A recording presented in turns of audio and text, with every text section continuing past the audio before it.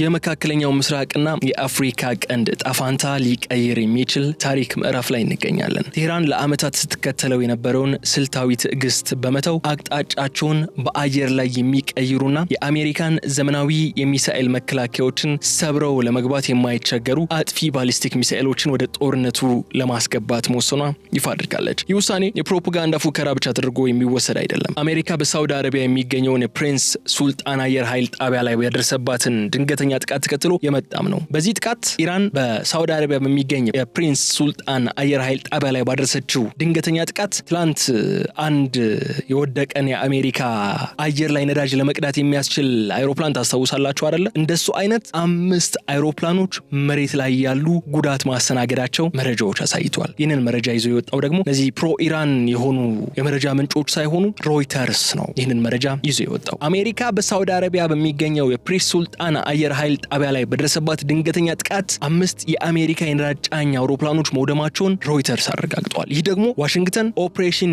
ኢፒክ ፊውሪ የተሰኘው ወታደራዊ ዘመቻዋ ክንፉን የሰበረና የአየር ላይ የበላይነቷን አደጋ ላይ የጣለ ክስተት ሆኗል ሲል ሮይተርስ አስነብቧል። እኛም በዛሬው ልዩ ጥንቅራችን የኢራን አዳዲስ ሚሳኤሎችን የአሜሪካ ፓትሪዮትና ታድ መከላከያዎችን እንዴት ለማለፍ እየቻሉ ነው የሚለውን እናነሳዋለን። በሳውዲ አረቢያና በአሜሪካ መካከል ያለውን ወታደራዊ እምነት መሰል ጥቃቶች እንዴት እየሸረሸሩት እንደሚገኙ በጥልቀት እንመረምራለን። በሌላ በኩል ደግሞ ይህ ጦርነት ማዕበሉ ወደ አፍሪካ ቀንድ ስለመሸጋገሩ እናነሳለን። የኢትዮጵያ የሶማሊያና የጅቡቲ መሪዎች ለአስቸኳይ ስብሰባ እንዲቀመጡ ያገፋፋቸውና በኤርትራ በኩል እየታየ ያለው የኢራን ወታደራዊ ቁሳቁሶች እንቅስቃሴ ቀጠናውን ወደ ሁለንተናዊ ጦርነት እንዴት እየሳበው እንደሆነም በዝርዝር መረጃዎችን የምናቀርብላችሁ ይሆናል። ከዚህ ባሻገር በዝርዝር የማንገባበት ነገር ግን አንድ የምንመለከተው ጉዳያችን ደግሞ የግብፁ ቀውስ ነው። አሜሪካ ያው ለዘመናት የግብፅ ወዳጅ ስለመሆኗና ግብፅን በህዳሴው ግድብ ድርድር ዙሪያ በተለይ በትራምፕ የስልጣን ዘመን ደግሞ በህዳሴው ግድብ ድርድር ዙሪያ አሜሪካ ለግብፅ የሚያደላ መግለጫዎችና ሀሳቦችን ስታንጸባርቅ የምንመለከታት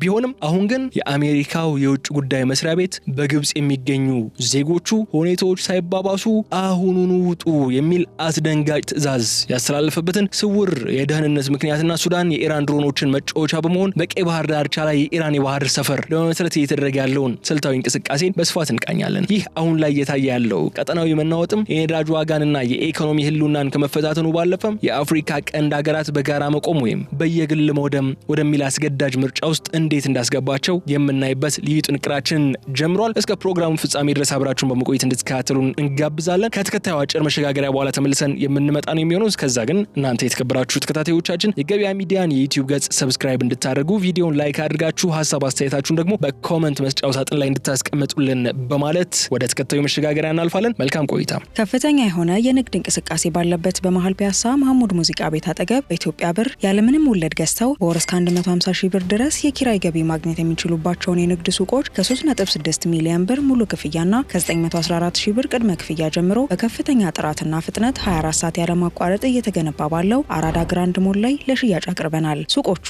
ከ25 እስከ 33 በመቶ የሚደርስ ልዩ ቅናሽ የተደረገባቸው ሲሆን ከ20 እስከ 145 ካሬ ስፋት አማራጮችን አቅርበንሎታል። በመሆኑም ለመጋረጃ ቤት፣ ለወርቅ ቤት፣ ለኤሌክትሮኒክስ፣ ለህንፃ መሳሪያ፣ ለቡቲክ የሚሆኑ ሱቆችንና ለተለያዩ አገልግሎቶች የሚውሉ ሰፋፊ ቢሮዎችን ከቀላልና ምቹ ያከፋፈል ዘዴ ጋር ይዘንላችሁ መተናል። ታዲያ እርሶም በዚህ ውስን ሱቆች ብቻ በቀሩት ግዙፍ ግራንድ ሞል ላይ የሱቅ ባለቤት ለመሆን ፈጥነው በመደወል የድሉ ተጠቃሚ ሆኑ። ለበለጠ መረጃ በ0909 25 34 26 ላይ ይደውሉ። ኖር ሸገር ፕሮፐርቲስ። ኢትዮጵያዊና ቀጠናዊ ወደሆኑ ጉዳዮች ወደ በኋላ ላይ በዝርዝር እንገባባቸዋለን። መጀመሪያ ግን እስቲ ዓለም አቀፋዊ የሆኑ አሁናዊ ጉዳዮችን አንስተን ቆይታ እናድርግ። ቴህራን እጅግ ዘመናዊ ከፍተኛ የመምታት አቅም ያላቸውና አቅጣጫቸውን በአየር ላይ የሚቀያይሩ አዳዲስ ባሊስቲክ ሚሳኤሎችን ወደ ጦርነቱ ለማስገባት መወሰኗን አስታውቃለች። ቴህራን አሁን መጠባበቂያ የነበሩትን ስልታዊ የጦር መሳሪያዎቿን ወደ ሜዳው እያወጣች ስለመሆኑም መረጃዎች ወጥቷል። ይህ መግለጫ ታዲያ የፕሮፓጋንዳ ፉከራ ብቻ ተደርጎ መታየት ያለበት አይደለም። ኢራን አሁን የተጠቀመችበት ያለው ቋንቋ ስልታዊ ትዕግስት ወይም ስትራቴጂክ ፔሸንስ የሚባለው ፖሊሲዋ ማብቃቱን የሚያበስር ነው። የኢራን ምክትል የመከላከያ ሚኒስትር ረዛ ታይላኔክ የበለጠ አጥፊና የመቆጣጠሪያ ዘዴዎቻቸው የረቀቁ ሚሳኤሎችን እንጠቀማለን ሲሉ በተለይ የአሜሪካን የሚሳኤል መከላከያ ስርዓቶች እነ ፓትሪዮትና እነ ታድ ያሉትን ሰብረው መግባት የሚችሉ ቴክኖሎጂዎች ሃይፐርሶኒክ ወይም ኤምአርቪ የተሰኙ ቴክኖሎጂዎችን የሚጠቀሙ ሚሳኤሎችን ለማሰማራት መዘጋጀታቸውን በግልጽ ተናግረዋል። ይህ ደግሞ በሳውዲ አረቢያና በተቀረው ቀጠና የሚገኙትን የአሜሪካ ወታደራዊ ካምፖች ብቻ ሳይሆን እስራኤልንም ጭምር ወደማይቀር የጥፋት ቀጠና ውስጥ እያስገባቸው ይገኛል። ኢራን ለምን ይህን ማድረግ መረጠች የሚለውን ነገር ከማንሳታችን በፊት አንድ ጉዳይ እናንሳ። በዚህ ጦርነት ላይ ያው እንደምናውቀው አሜሪካና እስራኤል መረጃዎች እንደሚያሳዩን ከሆነ የኢራንን መሰረተ ልማት ወታደራዊ ተቋማትና መሪዎችን እየገደሉ እያወደሙና ጥቃት እየፈጸሙ ነው ያሉት። ነገር ግን እንዲሁ ገለልተኛና ሚዛናዊ በሆነ ቦታ ላይ ሆነን የጦርነቱን ሁኔታ ስንመለከተው ኢራን ከሚታሰበው በላይ የተለያዩ ድሎችን እያስመዘገበች ያለችበት ሁኔታ ነው ያለው። ሌላው ይቀርና ከኢራን እስራኤል ድረስ ያለው ርቀት አስቡት ምን ያክል እንደሆነ። በመካከላቸው ያሉ ሀገራት ደግሞ ሳሏቸው ከኢራን እስከ እስራኤል ባለው ርቀት ውስጥ እነ ኢራቅ አሉ፣ እነ ሲሪያ አሉ፣ እነ ጆርዳን አሉ፣ ዮርዳኖስ። እነዚህ ሶስቱ የጠራዋቸው ሀገራት ደግሞ በአንድም ሆነ በሌላ መንገድ ከአሜሪካ ጋር ተባብረው የሚሰሩ ናቸው። አሜሪካ በኢራቅ ውስጥ የሚሳኤል መከላከያ ስርዓቶች አሏት። ጆርዳን ውስጥ ተመሳሳይ መንገድ አላት። በሌላ በኩል ደግሞ የሲሪያን የአየር ክልል ደግሞ እስራኤል በራሷ እየጣሰች ጄቶቿን የምታበርበት የአየር ክልል ነው። ከዚህ ባሻገር ደግሞ ሜዲትራኒያን ላይ የአሜሪካ የጦር ተሸካሚ መርከቦች አሉ።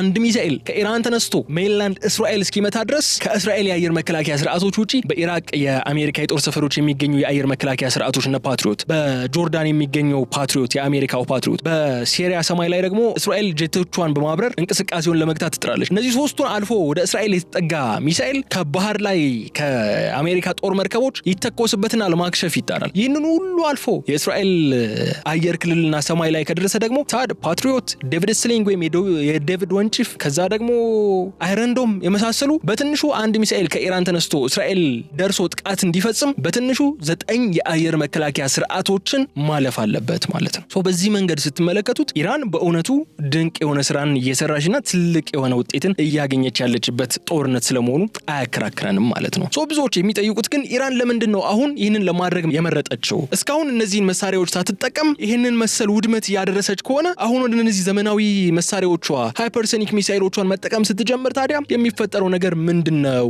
የሚለውን ጥያቄ ማንሳት ግድ ይለናል። ጦርነቱ ከጀመረ ሳምንታት ቢቆጠሩም አሁን ግን የባሊስቲክ ሚሳኤል ስጋቱ እጅግ ጨምሯል። ይህ ደግሞ ከከፍተኛ ባለስልጣናቷ ሞት ጋር ብቻ የተያያዘ አይደለም፣ ሌላ ወታደራዊ ስሌት አለው። ዋናው የኢራን ምክንያት በክልሉ ያሏት ወኪሎች ወይም የፕሮክሲ ኃይሎች እነሱ ላይ የደረሰ ያለው ጫና ለመቋቋም ነው። እስካሁን ጦርነቱን በሌሎች እጅ ስታካሄድ ነው የቆየችው። በራሷ ጦርነቱ ላይ በቀጥተኛ የሀገር መከላከያ አቅሟን በመጠቀም ሁለንተናዊ ጦርነት ውስጥ ገብታ እየተፋለመች ያለችው ላለፉት 2 ሳምንታት ብቻ ነው። ነገር ግን ይህ ጦርነት የ2 ሳምንታት እድሜ ብቻ ያለው አይደለም። በተዘዋዋሪ መንገድ ለአመታት ሲካሄድ የቆየ ጦርነት ነው። እነዚህ አዳዲስ ሚሳኤሎች አቅጣጫቸውን የመቀየር ብቃት ያላቸው መሆናቸው አሜሪካ በቅርቡ በሳውዲ አረቢያ ያጣችውን 5 የነዳጅ ጫኝ አውሮፕላኖች አይነት ጥቃት በስፋት ያጋጥማታል ተብሎ ይጠበቃል። ይህም የአሜሪካን የአየር ላይ የበላይነት ለመስበር የተነደፈ ስልታዊ እንቅስቃሴ መሆኑ በግልጽ ይታያል። በሌላ በኩል ሮይተርስና ዎል ስትሪት ጆርናል እንደዘገቡት ከሆነ በሳውዲ አረቢያ የሚገኘው ፕሪንስ ሱልጣን አየር ኃይል ጣቢያ በኢራን ሚሳኤሎች ተደብድበዋል። በዚህ ጥቃትም 5 የአሜሪካ አየር ኃይል የነዳጅ ጫኝ አውሮፕላኖች ወይም ሪፊውሊንግ ታንከርስ መመታታቸው ተረጋግጧል። ምንም እንኳ በሰው ህይወት ላይ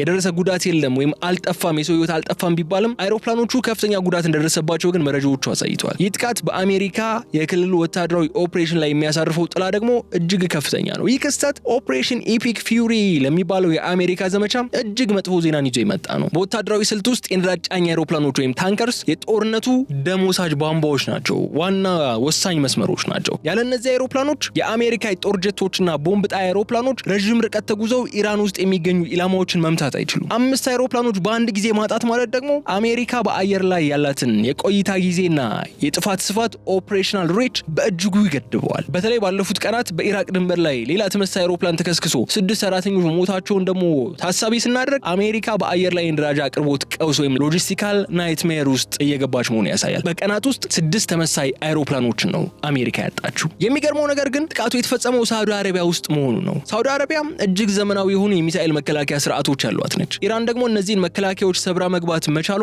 ምን መልእክት ነው የሚያስተላልፈው የሚለውን መመልከት ግድ ይለናል። በተለይ ደግሞ አሜሪካ የአየር ላይ የበላይነት አለኝ በምትልበት በዚህ ወቅት ማለት ነው። ይህ የሚያስተላልፈው መልእክት ግልጽ ነው። ደህንነቱ የተጠበቀ ቦታ የለም የሚል መልእክት ነው ኢራን እያስተላለፈች ያለችው። ኢራን ቀደም ሲል እንዳነሳ ነው አዳዲስና በቀላሉ የማይመከቱ ሚሳኤሎችን እየተጠቀመች መሆኑ በተግባር ያሳየችበት አጋጣሚ ተደርጎም ሊወሰድ ይችላል። ጥቃቱ የተፈጸመው አይሮፕላኖቹ መሬት ላይ ያሉ መሆኑ ደግሞ የኢራን የስለላ መረጃ ወይም ኢንተለጀንስ ምን ያህል ጥራት ያለው እንደሆነ የሚያሳይ ነው። አሜሪካ በአሁኑ ወቅት በአንድ በኩል በኤርትራ በኩል የሚመጣውን የድሮን ስጋት አለባት፣ በሌላ በኩል ደግሞ ከኢራን የሚተኮሱትን ሚሳኤሎች መከላከል ተስኗታል። ይህ ደግሞ በሳውዲ አረቢያና በአሜሪካ መካከል ያለውን ወታደራዊ እምነት ሊሸረሸር ይችላል። ምክንያቱ ሳውዲዎች የአሜሪካ መገኘት ለደህንነታችን ዋስትና ነው ወይስ ለጥቃት ኢላማ ያደርገናል የሚለው ጥያቄ እንዲያነሱ ስለሚያስገድዳቸው ማለት ነው። እንግዲህ የወታደራዊ ውጥረት በቀጥታ ወደ ኢኮኖሚውና ወደ ጎረቤት አገራት መፍሰሱ ደግሞ የማይቀር ጉዳይ ነው ማለት ነው።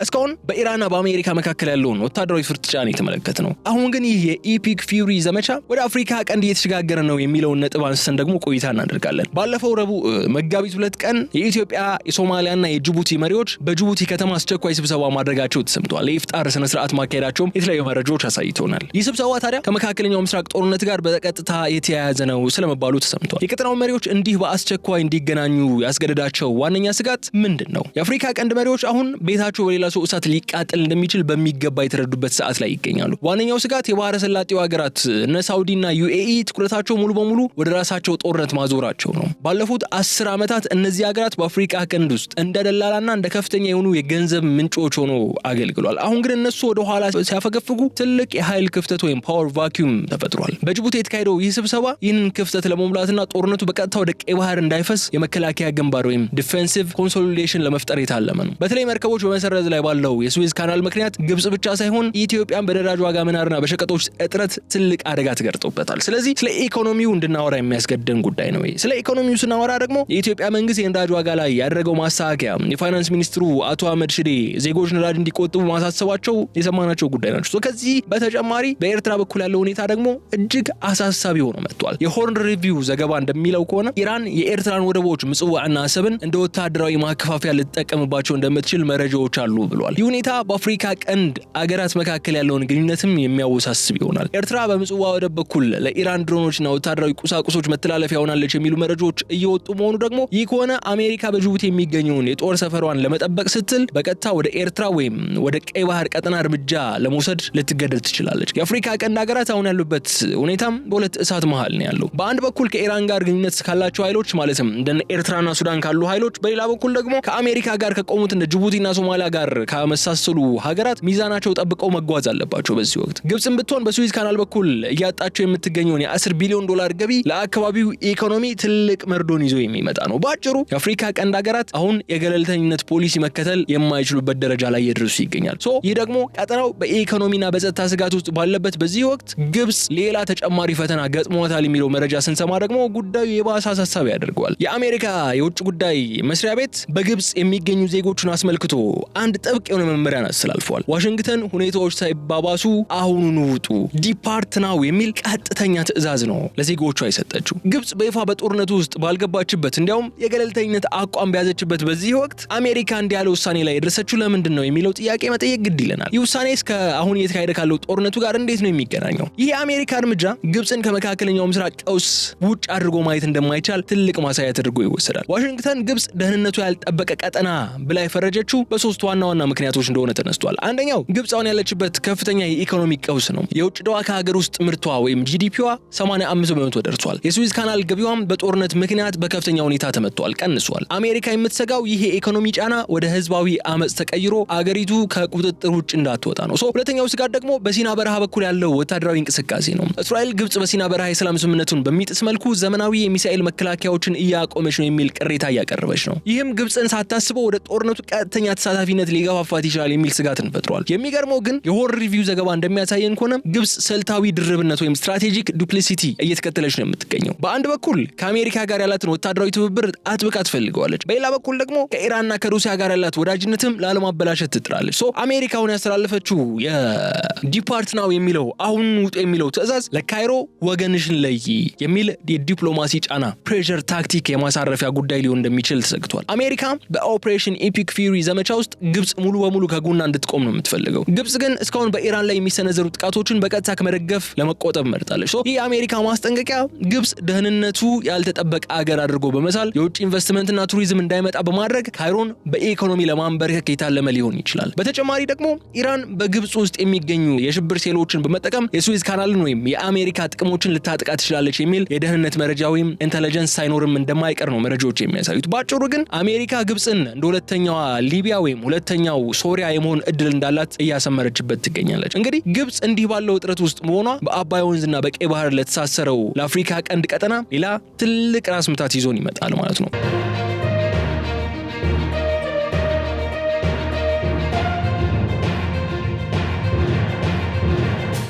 ግብጽን ትተን ደግሞ ትንሽ ዝቅ እንበልና ወደ ሱዳን ደግሞ እንግባ። በሱዳን እየተካሄደ ያለው የእርስ በርስ ጦርነት አሁን ከአካባቢያዊ ግጭትነት ወጥቶ የኢራንና የአሜሪካ ተኪ ጦርነት ወይም ፕሮክሲ ዋር እየሆነ መጥቷል። የሆርን ሪቪው ዘገባ እንደሚያሳየን ኢራን ለሱዳን ጦር ወይም ኤስኤኤፍ በአልቡርሃን ለሚመራው ማለት ነው የሞሃጀር 6 ድሮኖችንና የረቀቁ የጦር መሳሪያዎችን እያቀረበች ነው የምትገኘው። የኢራን ስሌት እጅግ ግልጽና ስልታዊ ነው። እሱም በቀይ ባህር ዳርቻ ላይ ጠንካራ አጋር ለማግኘት እየሰራች መሆኗን የሚያሳይ ነው። ኢራን ለሱዳን ጦር መሳሪያ የምታቀርበው በነፃ አይደለም። በምላሹ በሱዳን ወደቦች ላይ ወታደራዊ ባህር ላይ ሰፈር ወይም ኔቫል ቤዝ ለመስረት ነው የምትፈልገው። ይህ ከሆነ ደግሞ ኢራን በሰሜን በኩል በሱዊዝ ካናል፣ በደቡብ በኩል ደግሞ በባበል መንደብ በኩል የዓለምን የንግድ መስመር የመዝጋት አቅምን ታገኛለች። ከሆርሙዝ ወሽመጥ በተጨማሪ እዚህ አካባቢም ሌላ አቅምን ትፈጥራለች ማለት ነው። አሜሪካ ኦፕሬሽን ኤፒክ ፊሪ በሚል በቴህራን ላይ የምታደርገውን ጫና ለመቀልበስ ኢራን ሱዳንን፣ ኤርትራን፣ የመን ሀውቲዎችን፣ የሊባኖስ ሂዝቦላህን፣ የተለያዩ የፕሮክሲ ኃይሎቿን እንደ ሁለተኛ ግንባር አድርጋ እየተጠቀመችባቸው ትገኛለች። ይህ ደግሞ ሱዳንን ብቻ ሳይሆን ጎረቤት ሀገራት እነ ኢትዮጵያ፣ ኤርትራ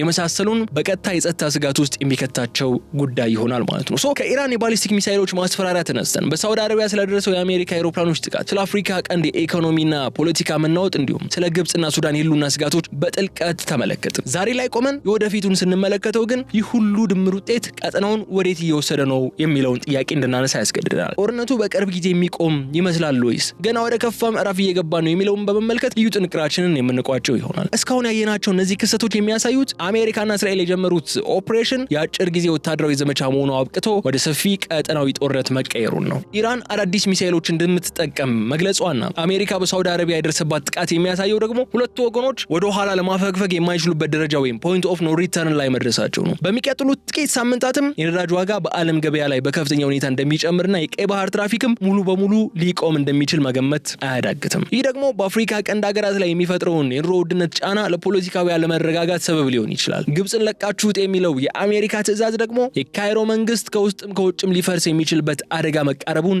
የሚያሳይ ቀይ መብራት ነው። የአፍሪካ ቀንድ ሀገራት አሁን ያላቸው ምርጫ ደግሞ በጋራ መቆም ወይም በየግል መውደም የሚል ብቻ ሆኗል። ሳውዲ አረቢያና ዩኤኢ በራሳቸው ጦርነት ተጠምደዋል።